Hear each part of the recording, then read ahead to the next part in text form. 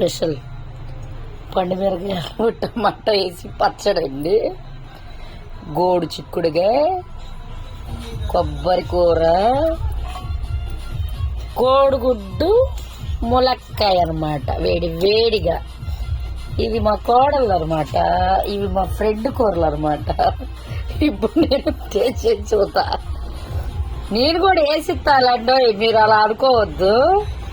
నేను కూడా వేసిస్తా. వేసిచ్చి కూడా మీకు వీడియో తీయమంటారా? సరే సరే, వేసిచ్చితే తీస్తాలండి. ఇది అమ్మా పండుమిరకాయలు టమాటాలు వేసి పచ్చడి చేసింది. వేడి వేడి అన్నంలో చల్లటి వాతావరణం.